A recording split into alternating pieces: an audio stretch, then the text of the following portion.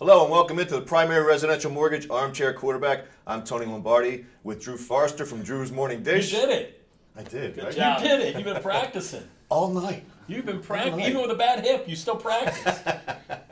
So this is Drew Forrester from Drew's Morning Dish. Over there, Dean Johnson from Primary Residential Mortgage. So welcome in, guys. Good morning. Welcome. Good to see you. Sad. I got my playoff goatee working. It's sad days, man. But I got my. You shaved it this morning? I'm going to start it right now, like they do in hockey with the beard. I'm going with the playoff goatee. Not shaving until the Ravens make the playoffs. Or eliminated. Or make the playoffs. It might stay this way for 3 years. You mean 2020, 2021? It stays this way for 3 years. Okay. Let me start off by saying this because I know he's going to bring it up, and I can't even believe I'm going to say it. I was wrong about the Steelers. All right, let's move on. Steelers. Okay. That's it. Let's just move on. No Chinese lunch discussion. They haven't lost since the Ravens beat them. Let's move on. And what they did to Carolina was. Oh my gosh. That's as bad a beatdown as you're going to see in the NFL. I was wrong. Against a good team. I'm going to do the Fonzie thing. I was right. I'll take it. I was wrong. So this season has kind of played out the way we discussed early on. We don't know. This is a Jekyll and Hyde team. You don't know who's going to come from one week to the next. Just, Dean, your overall assessment of the season so far. I think let's start defense. I think defensively they're about that close. They're that close. The pass rush is that close. The defensive backfield is that close. But they just can't close teams out. I mean, I've watched every game and they just can't. Let's start defensively. I don't think they can really close out the good teams. They make stops when it's the early part of the game, and when the game's on the line, they can't quite get that stop. The New Orleans game's a great example. It's a good team that we fought with, but we're that close, and we're not quite able to get over the hump. Well, you mentioned the pass rush, and they had 11 sacks against the Titans, and then I think in the following 3 games they've had 2 sacks. Correct. So when you don't get to the good quarterbacks, they're going to pick you apart in this league. And I think, we're going to jump around on a lot of things today, but we don't adjust. I think teams see us on film. They make a game plan, to your point, 11 sacks one week and then 2 the next 3 weeks. Clearly, those 3 teams saw something, made an adjustment, and we didn't adjust on their adjustment. And here we are, not getting pressure on Drew Brees, not getting pressure on Ben Roethlisberger. It's not going to win it. And those guys are going to pick you apart. And I think coming into the season, one of the things the Ravens tried to, and you mentioned it, get off the field in the fourth quarter, protect leads, get off the field on 3rd down. And the soft white underbelly of the Ravens' defense has been that short to intermediate middle, and nothing's changed. And it's funny. I mean, teams seem to be picking on Jimmy Smith, which is, I've noticed that the last few weeks. Teams are throwing at Jimmy Smith, away from Marlon Humphrey, away from Brandon Carr in crucial situations. And 6-8 weeks ago, we would have all sat here and argued, and all the fans of Baltimore would have argued that it's going to go. Jimmy's going to be your shutdown guy when he gets back. Well, teams are going. Drew Brees went at Jimmy. All day long, Drew Brees went at Jimmy. He went away from Marlon Humphrey. Same with the Steelers. Antonio Brown didn't beat us the other day. No, I thought they did a good job with him. But when you have a weak link, good teams will go after the weak link until you can prove otherwise that you can stop it. Yep. So Ravens just aren't dynamic enough to withstand a lot of the things that have happened to them. They're good, but they're not great. They're not terrible. That's why they beat the middle-of-the-road teams and struggle against the good teams. But in fairness, they've stayed in games against good teams. They're not getting blown out. They can't, and I get it. Like everybody says, all the teams get injuries. They do. That's true. The really good teams can withstand an injury or 2. The Ravens aren't a really good team. They're a good team. They're an okay team. And the Humphrey loss definitely hurt them. The offensive line having to be reconfigured has definitely hurt them. They can't absorb these basic coaching mistakes that happen at the end of the game. This episode at the end of the Pittsburgh game where John sat on his timeouts while the team while the defense was on the field, and then used them when they had the ball it's high schoolish. They can't withstand those kind of mistakes, just like at the end of the Bengals game. You need 11 points. Doesn't matter what order you get them in. You need 3 and 8. I went to Glenburnie, but I know. 3 and 7. No, 3 and 8 you need, right? Doesn't matter what order you get them. John eschewing the field goal with 1:08 left and trying to go down the field to get 8 points that at that point wouldn't have mattered. To get 6. Well, right, to get 6. But to get those points when in all fairness might not have mattered with 12 seconds to go. Then the Saints game, He used the challenge in the first quarter, the first series, on a 3rd and 1 play. That if it gets overturned, they're still going to go for it anyway on 4th and 1. Right. And then what happened at the end of the Pittsburgh game is just unconscionable to me. That you let them get the ball back with 5:22 to go and didn't use any timeouts till the 2-minute warning. Then you got the ball back with 1:45 to go, but you had 3 timeouts. But you can always stop the ball on offense. What do you think the disconnect they is can't. there? I don't know. I like John. I mean, I am a. We all do. By far, I'm an unabashed sort of John supporter. I think his character's impeccable. I think he is a terrific person and a good coach. But these basic mistakes at the end of the games, back to my point, you can't take those if you're a really good team and the coach falls asleep. Maybe. But in a one-possession game where you misuse your timeouts, you can't win like that. Do you think he's coaching with a hint of desperation? I'll go first on this. I haven't seen it. I don't think, and I may be the complete opposite of what you guys are going to say, but I don't think I've seen enough desperation. I think, they use Lamar a little bit. That's one example. And we went against the Saints. What did the Saints do with the kid out of BYU? Kasem Hill. Kasem Hill. I mean, they used him. They used and abused us with that guy in a way that you could use Lamar Jackson. I mean, I saw that. And then we go the next few weeks and we're just using Lamar in these vanilla situations. I don't think he's coaching with enough desperation. I don't see enough. Let's go for it on 4th down. Let's really go to put our foot on the jugular against good teams. I'd like to see us be a little less risk averse, take a little more chances with the season and literally on the brink. Spoken like a guy who started a mortgage company out of his basement, right? He's not right. He's not afraid of risk. Right? No, I get it. Like I think John is. I don't know that he's coaching out of desperation. I think he looks at every game in a microcosm to say, like, this moment, I gotta do this in this moment. And I've kind of said this for a while. I question, when here I am sitting here doing this, and I'm not a coach, but I really question his feel for the game. Like it's 3rd and 4, and we've been throwing the ball. Maybe now's the time to run it. And that's more Marty than John. I mean, Marty's probably But more he's the involved head in that. coach. I mean, right, look, absolutely. 50% of an NFL head coach is being the CEO of the team. Okay, half of it. The other half is what you're talking about. It's game management, feel, understanding the football nuances and making the big decision. And I think he's a great CEO.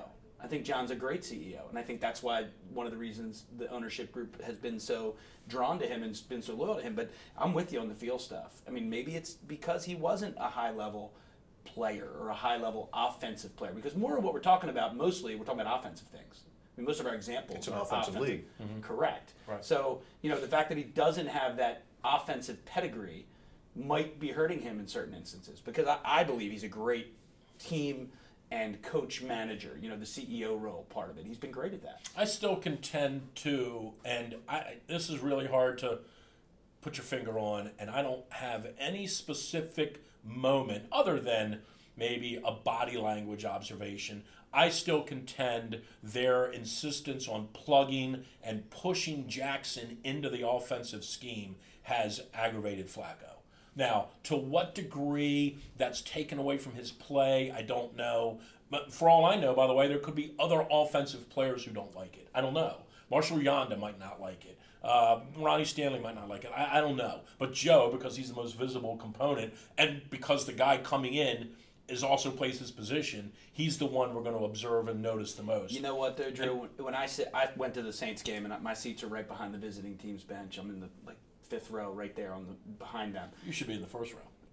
I don't like it. I'm not tall enough. I like my seats. I'd like to be players will block your view, right? No, but you see the Saints, and Breeze is into the Kasem Hill I understand it. All in. They're celebrating. And Peyton, by the way, back to our discussion about Harbaugh. Peyton is an offensive coach who loves to tinker and do things. I just see our use of Lamar Jackson, their use of Kasem Hill, that one game, as the perfect example of how you got to get. You need to get the team to rally around it. Easier said than done. I hear you. But I sat there and watched it be done by the Saints. But not by Joe Flacco. Correct. Right, yeah. I mean, I'm saying it's horses for courses. I just don't think Joe likes it. I think he's made that very clear over the years, right? He's made little sarcastic comments. The one year it wasn't even sarcastic. He said it's high school offense. It was blatant when Tyrod Taylor came in, right? And look, I'm not really defending Joe or being critical of him. He's got $150 million. I don't know why he should care. He's got $150 million. I'd do whatever you want me to do. Want me to do jumping jacks? I'll do it. Breeze has more money than him, and Breeze was embracing it. I get it. It's a personality thing. That's what I said at the very beginning. It's not in Joe's personality to like this. To me, that's the way I see it. So we were talking about the quarterback situation, the coaching situation. I want to come back to both those topics, but let's take a little. I would say Joe's not very hip to it, but that might be a bad. Oh, well done. Right. Well done. I think that's well done. All right. So let's take a little macro look at the season so far. Biggest surprise so far for the Ravens this season? Biggest surprise. They've been uninjured, so that's not really a surprise because you can't really control that. My biggest surprise is they haven't been able to close out a couple of these games. I thought they were building a team that was going to be able to get off the field. Back to the original point I made, I thought that defensive secondary and the improved pass rush was going to get us over that hump that we couldn't get over the last 2 years.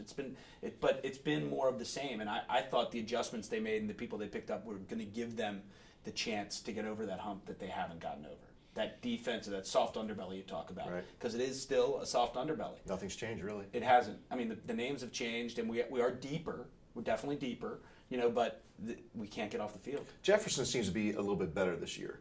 Weddle, I think, is regressing, and I think that age is getting to him. He seems to be cheating a little bit, and when you cheat, you could really be out of position. Again, that case in point, was it the 3rd and 21 from the 5-yard line against the Steelers? Huge play. And he had his back to the quarterback? Right. And wasn't that with their backup quarterback in? Yes. For the one play.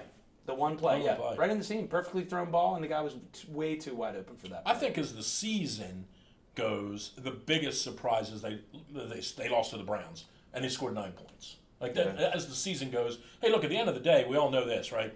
These teams, and the Ravens are one of them, these teams in the middle of the pack are largely going to make it or not make it on one game. Now, sure, if you go 9-7, all 7 of the losses mattered.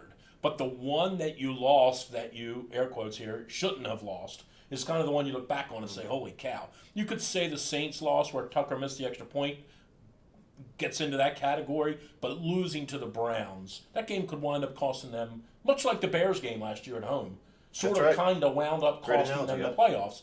This game could cost them the playoffs if they wind up 9-7, which I think is sort of where they're going to wind up, given their schedule. I think the biggest... That could be a Chinese lunch bet, by the way, because I'm feeling more like 7 and 9 at this point. I hope not. I don't know if I want to bet. Okay, I'll bet. But I think as a team component, to me, the biggest surprise is that the offense hasn't been better.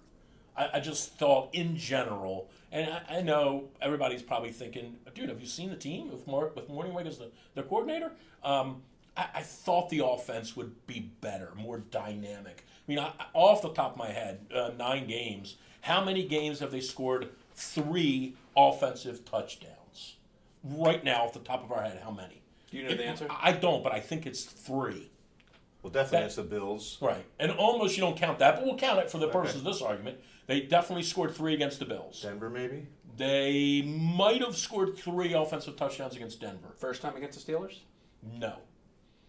Because they scored 26 points in that game. Well, 2 touchdowns. To your point. Right. So I thought the offense would be, I don't want to say I thought it would be considerably better, but in that range. I thought the offense would be much better. Well, they've got a chance to get better soon because over the next 7 games, they play 6 of the worst defenses in the league.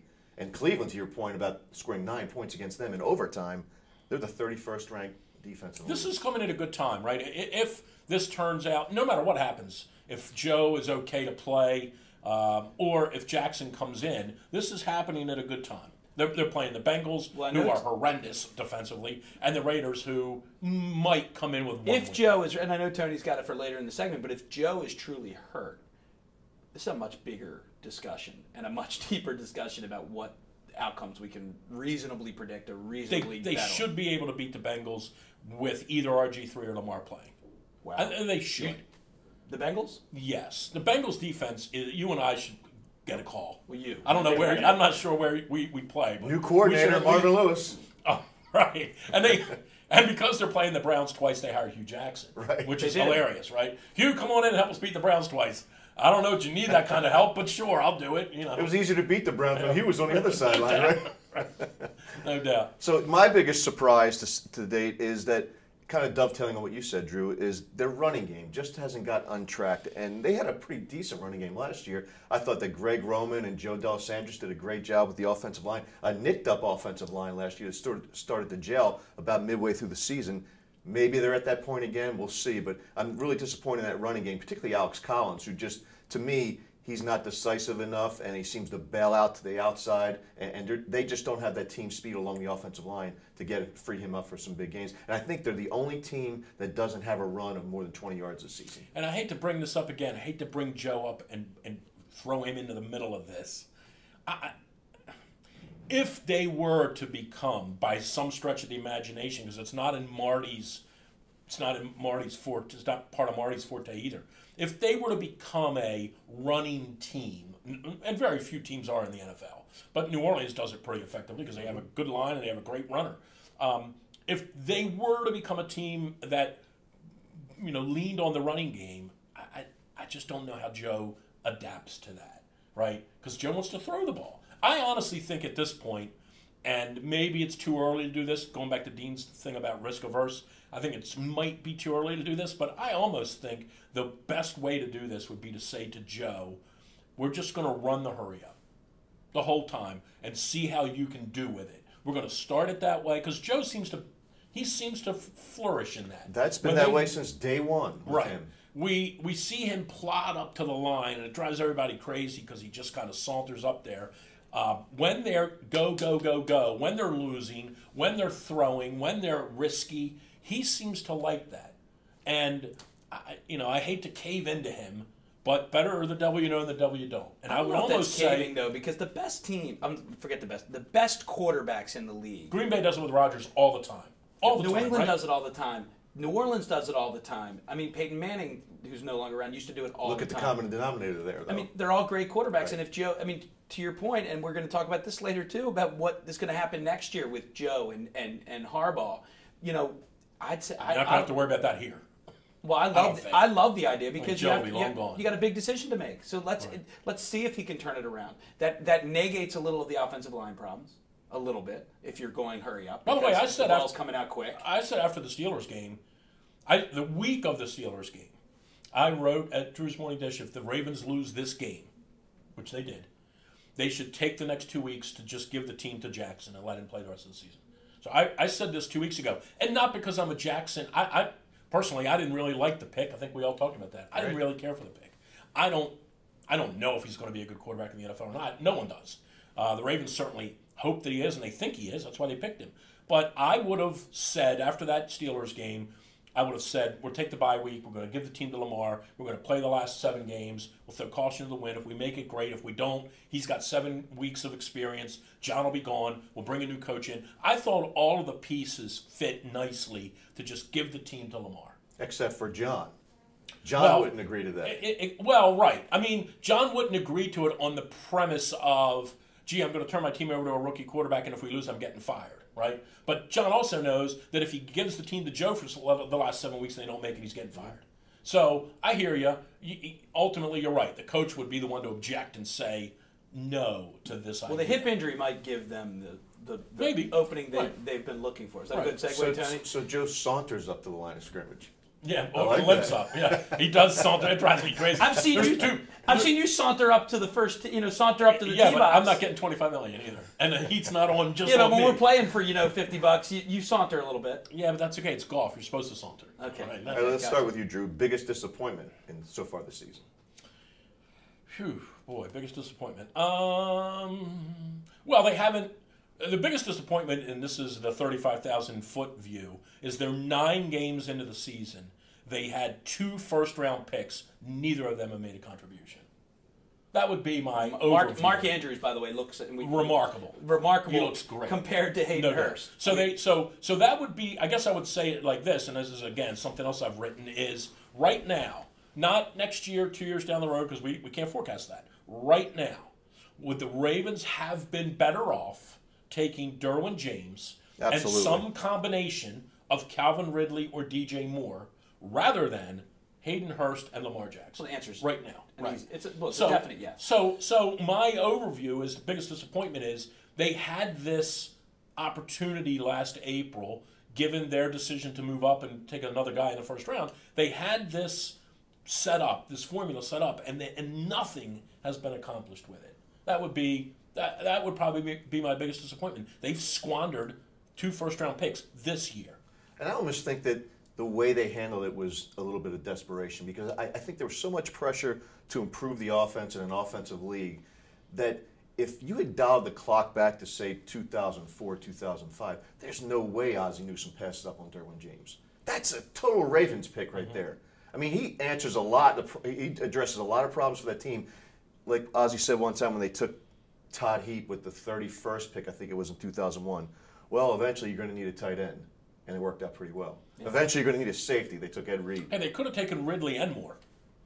Yeah. I mean, that's the thing, right? They could have easily configured the trading to take both of those guys if they wanted to. Totally. Well, my biggest disappointment, and I'm going to come at this from a slightly different angle, and I talked about it a few minutes ago. I don't love Joe Flacco's attitude. I think he's lacking leadership with the way he's approached this season. You've said sauntered. The Lamar Jackson situation. Like I said, I sit behind the other team's bench, and you see these other guys rallying the troops. You see these other guys. Rivers is a lunatic. Have you ever seen Rivers on the sideline? He's completely crazy. But I don't know if they like him, but he's a leader. I think this whole thing, despite all the other problems and issues they've had up to this point, if Joe's leading this team, truly leading the offense and leading Lamar Jackson and leading all the situations that present themselves to him, we have another win or two. I believe that. Which could be enough to get him in. Years ago, everybody had talked about, look at his, he has this disinterested look. Well, that disinterested look has now manifested itself into he's unhappy with Lamar Jackson. When Lamar comes on the field, he stands there and doesn't run a route. I mean, doesn't even give it a perfunctory 5-yard jog where he might be wide open and the ball could be thrown to him. He doesn't give it anything. And then when the play's over, he saunters back to the huddle. Sits on the sideline. We see the games on television. He sits on the sidelines by himself until it's his turn to go do his thing. I think the guy you're paying all the money to needs to be rallying the troops, needs to be leading that team and showing the young guys the way to go. That's an intangible. I'm not talking about throwing 100%. The ball better. I'm not talking about calling the plays better. I'm talking about showing these guys the John Harbaugh Raven way, which he's not been doing. Right. And it's to the detriment of the whole squad. Right. And I think it's a very fair point. And I said this probably one of the first 1 or 2 of these we did. I said right at the very outset, after they had already showed Lamar was going to be the backup, RG3 would sit, and that they were going to, occasionally sprinkle Lamar in there. I said back in week 2, I think, they should come up with a set of circumstances where Jackson was in the game. Whatever I said to you, that might be. First down inside not first and 5 or 10 or whatever. First down inside between the 10 and 20 when you can still get a first down. Like whatever it is. First and 10 from the 18. First and 10 from the 14. I might say that's a little bit. I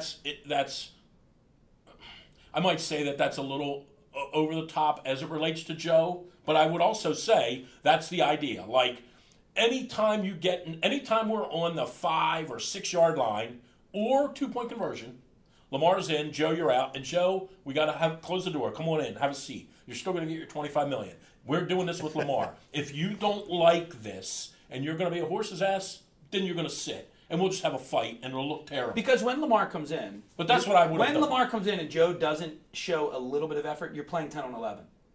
Nobody's out there. By the way, John mentioned that in his press conference. John 2 weeks ago made a point of saying every time we use Lamar, well, it's like we're using 10 players. I hear that all the time. Well, like John is aware. I watched Drew Brees go in. Drew Brees not only was involved in the play, he went in motion.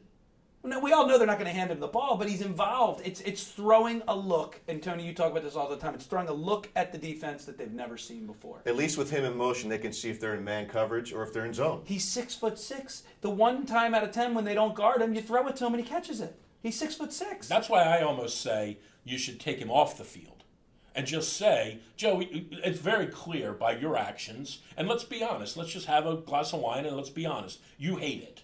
We get it. So you're going to come off the field. You'll just come out. Lamar will go in. He'll be the quarterback for a minute and a half. And just sit out. That's or, good. or why not go over there and stand next to Marty for a minute and figure out, hey, what do you think's going to work right here? You know. I just like a 10-yard out route. The cornerback has to go with you.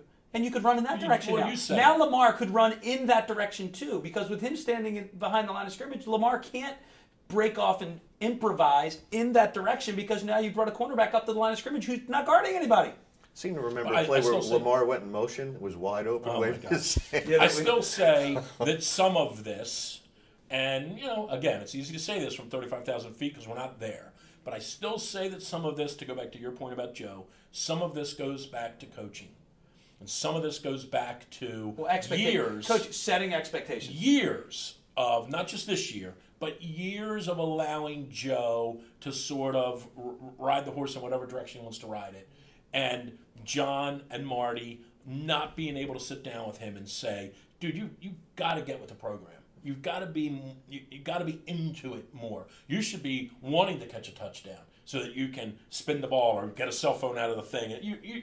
But that's just not his personality. I'm not defending him. He's just always been that way. That's the one thing I think we could say about Joe, and not even a defense of him, but just as an explanation of him. He's been this way since day one, right? Since he showed up in 2008, you've had to put a mirror in front of his face to see if he was breathing. That's just the way he is. It's just his personality. So he hasn't changed. I guess that's the one good thing. And I do say, better devil you know than devil you don't. But he just, you make a really good point about the fact that he's just not exuberant enough. And given his role, his leadership, his money, the money matters. He's getting all that money, and everything's heaped on him. And he just, again, that's why I said the offense I thought would be more dynamic. A lot of it's on him. My biggest disappointment this season has been Brandon Williams. We talked about how much money they're giving to Joe, and Brandon Williams is one of the highest paid defenders that they have. And I never understood giving him all that money to begin with. Here's a guy who was a third-round draft pick. He's on the field twice per series, right? He's not all in passing situations. Right. And during the most critical times of the game, the times when the Ravens have struggled the most, in the fourth quarter, he's not even on the field because they're trying to close down a game. And they paid him all that money, and now he's not even as good as the guy that makes a fraction of what he makes in Michael Pierce. So I think that Brandon Williams, considering his paycheck, is the biggest in a passing league. It's not his fault that they gave him that. And money. The Ravens always find those kinds of guys. Correct. They found Michael Pierce, undrafted free agent. Right. And Jernigan was. He was an earlier draft pick, but Jernigan was a similar pickup too. Yeah, that one I never understood. He was a 4-3 kind of player, and they had offensive guys on the board at that point, but they thought he was the best guy on their board. So, all right, well, we're going to take a quick timeout, and when we come back, we're going to talk about. And we take them before the 2-minute warning. We know. We actually know when to take the timeout. 3:50 left on the clock. We're going to take a quick timeout. We're going to talk about Joe Flacco, RG3. We just talked about it for 15 and minutes. LJ as to who's going to start this next game against the Bengals. We're also going to talk about the future of John Harbaugh. Don't go away.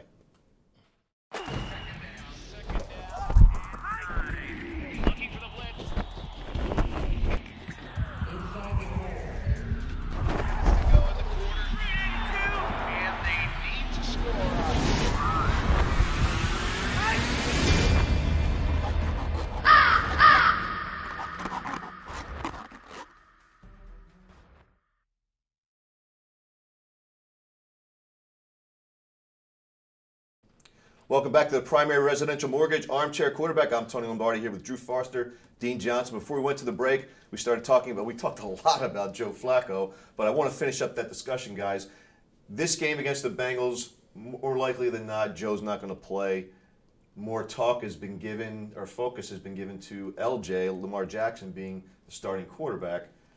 But it brings up the question, if that is in fact what they do, if Joe's out, why have RG3 on the roster at all? So this is a tough one. So none of us are at practice, so we don't get to see the reps as to. And it's good because the other team shouldn't know what's really happening there if you're going to miss your starting quarterback. But the fans are going to clamor for Lamar Jackson, but it's simply a question of who's going to give you a better chance to win. I feel like it's RG3. Now, again, with not being at practice, because you still get the ability to bring Lamar in Now you get to bring Lamar in potentially with another quarterback who's also able to run to some degree.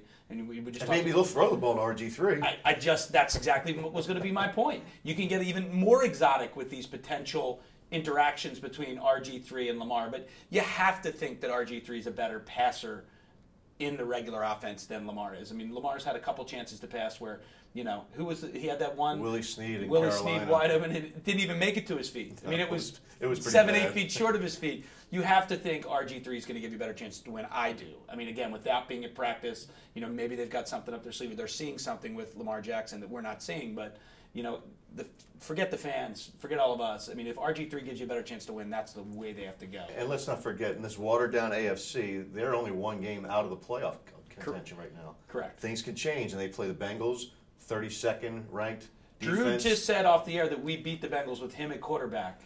And, I don't know. Quarterback? Isn't that what you said? I mean, I might beat him. Home game, I'd beat him for sure. I don't think I could go. I couldn't go to Cincinnati and beat him. Okay. No. Too much crowd noise. Right. Yeah, or not enough.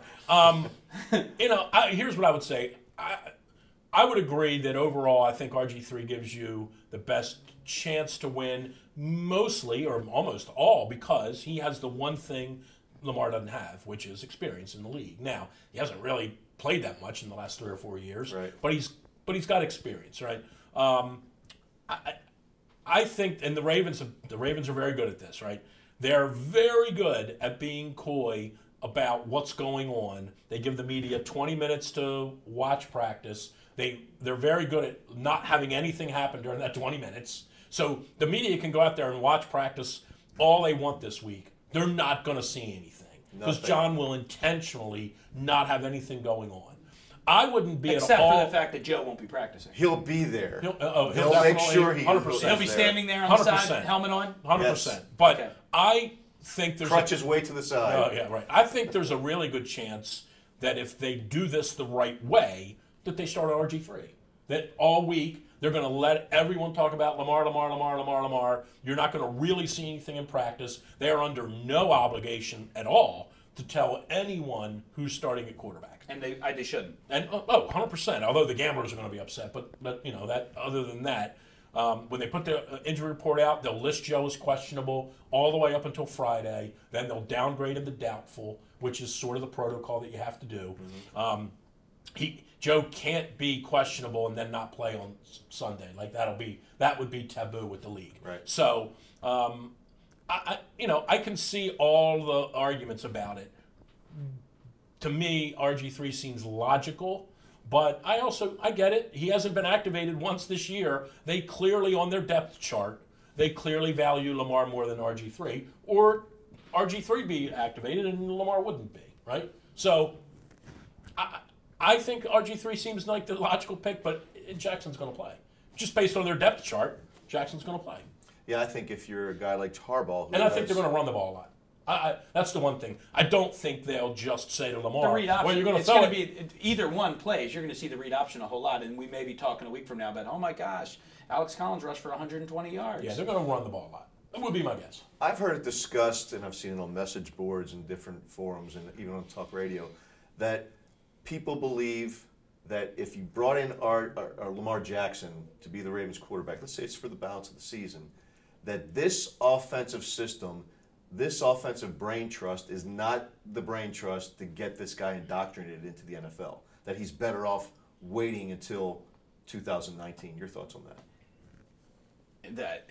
The proof's in the pudding. We have to see. I'd have to see him a little bit. I mean, I don't think they've been as creative as I thought they should have been with him. I said that a couple minutes ago. I mean, we watched Taysom Hill. He lined up as an H-back. He lined up wide. He went in motion. They do all kinds of things with him in New Orleans. And Lamar, when he comes in, he kind of stands there. They bring somebody in motion, either fakes the handoff or hands it off. We haven't, having this toy, so to speak, and they're not really employing it in any exotic ways. He threw the ball a lot more in college, by the way, than people give him credit for. Everybody talks about Lamar like he didn't throw the ball much, right? He just ran around and threw it when he needed to. He was sort of a Michael Vick kind of all-around runner, a little bit like what Newton has developed into. at the pro level. He threw the ball a lot. He averaged 30 throws a game both of his last 2 years. He threw the ball a lot. Now, he has some accuracy. Only at a 55% He has, completion ratio. He, no question. He had some accuracy issues, but the notion that he's not a thrower is sort of, it's just not true. He threw the ball a lot. It just wasn't always accurate. But he's comfortable throwing. I think he likes to throw. I think he's a quarterback. But what he really is, he's a guy that likes to make things happen. Right? He's a splash play guy. He's a 100%. Big playmaker, and I think that's obviously what the Ravens have been lacking for a number of years. And when you look at Joe Flacco, that stretch, that 4-game stretch that everybody talks about that made him all that money, he only completed 58% of his passes during that period, but he made big plays. And maybe Lamar Jackson's going to be that guy. I know the Ravens hope so. That's why they moved back in the first round together. The style, and we talked about this at the beginning of the year, and one of the reasons why I didn't particularly care for the pick, and certainly not in the first round with the 32nd pick, because I think they could have waited and got him in much deeper in the draft. And paid him less. Right. But that style of play doesn't take hold in the league very often. It does. I mean, Newton's a little bit of a different physical specimen than Jackson because he's kind of like a tight end almost, who's bruising. He's not kind. He's 265 pounds and 6 foot. He's like LeBron, right? That style though, Jameis Winston hasn't. We talked about this at the beginning of the year. These quarterbacks who come into the league and have this hybrid sort of playing personality, it just hasn't worked out for them the same way it's worked out for guys who are tried and true, drop back, throw it, learn the game. This kid in L.A., I mean, I've watched him now 2 or 3 times. This golf kid is sensational, right? Yeah, and Carson Wentz before the injury, right. I mean, drop back thrower, but runs, but phenomenal. I mean, again, he's a physical specimen like Cam Newton. So I just don't think the league is built for these kind of quarterbacks to prosper. Now, occasionally one's going to come along. I like the kid in Houston. I think he's going to be a good quarterback. But again, 2 years from now, his style might be outdated. These teams might have figured him out. I guess that's the one thing I would say about Lamar, and I'm going to probably write about this issue later this week on my website, is let's all please shake hands and agree right now. Ready? No matter what happens Sunday, no matter what happens, let's not rush to judgment. If he stinks good or bad. Right. 100%. If he stinks on Sunday and they lose 22-17 and he throws a pick at the end of the game, let's not crush him and say, see, I told you so. And if he rushes for 120 yards against the team you said that you could quarterback against, let's not rush to judgment there either. No, we do that a lot, right? I mean, we would all agree as guys that are born and raised here, we are a city of overreactors. Absolutely. And we will overreact on Monday morning if he stinks. And or on the flip side, if he's good, we will overreact. So that's the one thing I'm going to probably try to just get people to buy into this week is do not overreact. No matter what happens, let the kid, that's why I said 2 weeks ago, give him the last 7 games and let him try it and see what happens. The way it's currently going is not working. We're 44-45 since 2013. How many times are you going to beat that horse? Yeah, right. I mean, right. Drew's never going to stop beating that horse. Well, Tony. But no, I meant the horse. That's the truth. No, doing the same things the same way and expecting different results, right? And that's more. This is maybe to morph into the John discussion now. This is why John's tenure looks like it's coming to an end. You're 44-45 over the last 5 seasons. It's just not good enough. I don't know another nice way to say it. And are there other extenuating circumstances?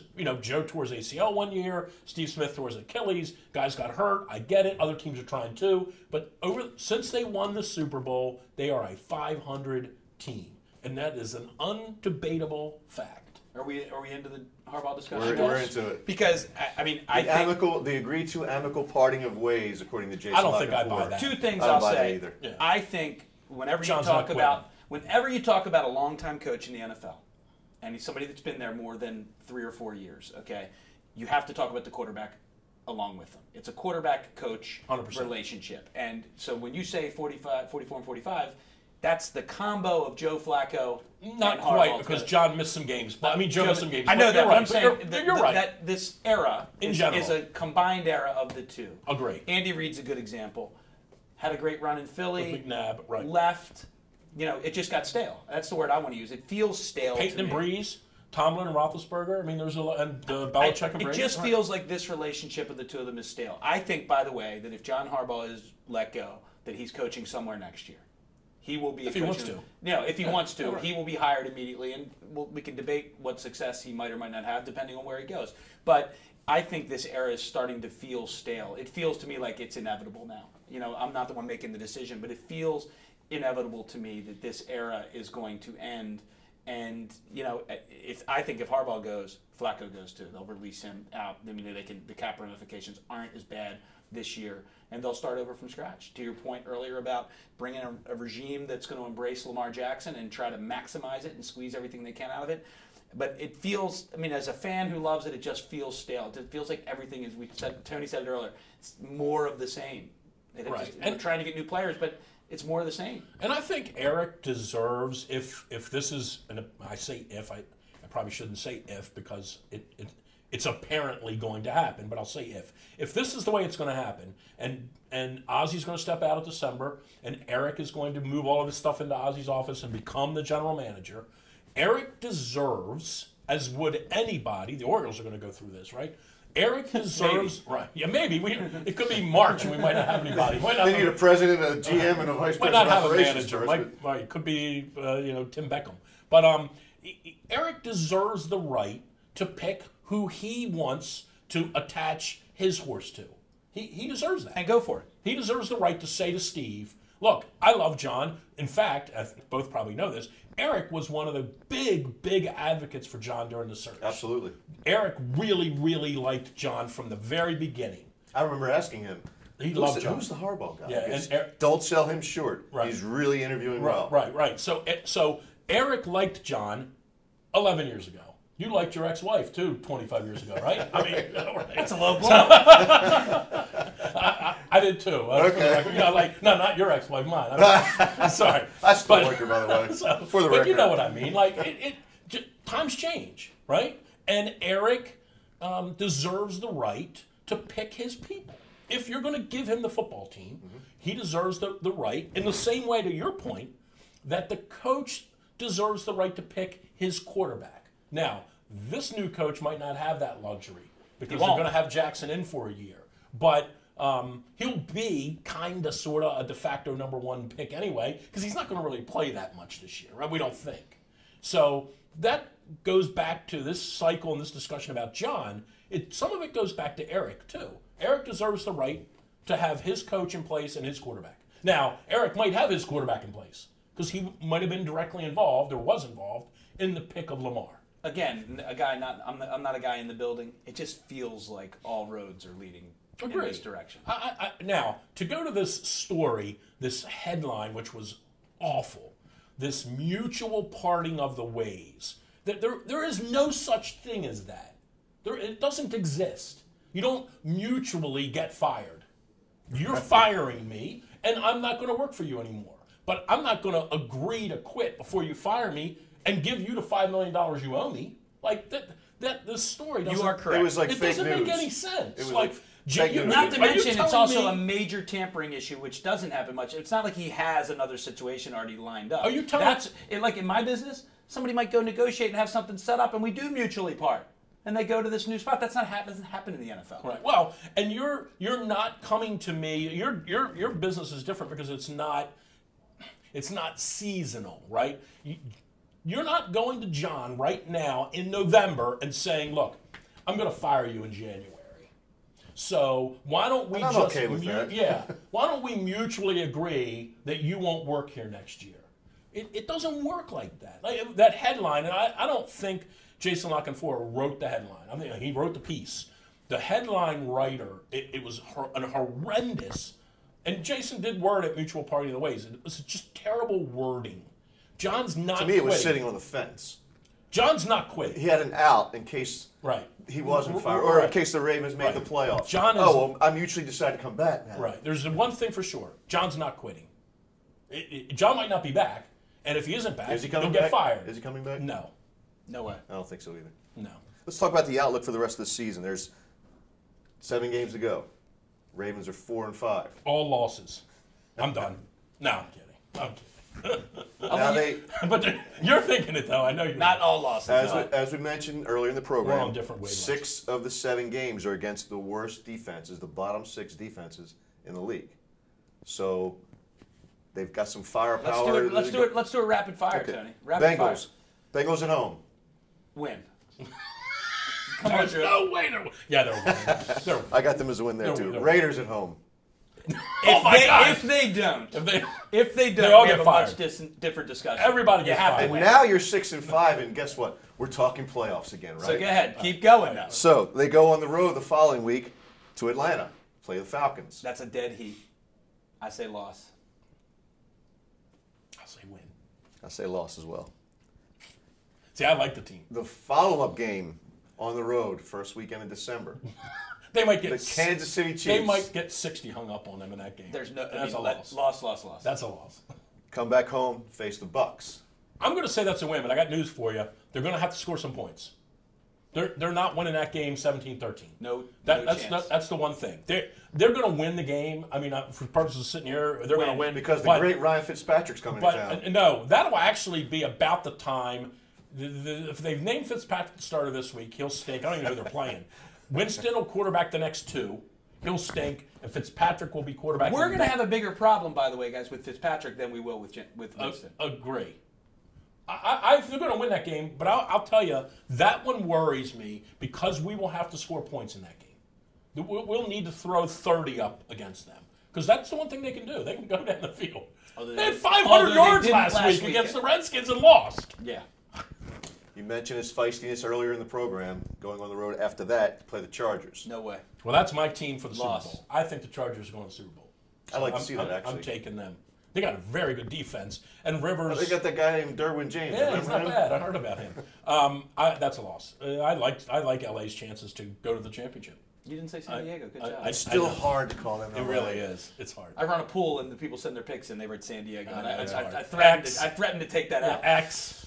That's a loss. So I think we're both about 7 and 8 or 8 and 7 right here.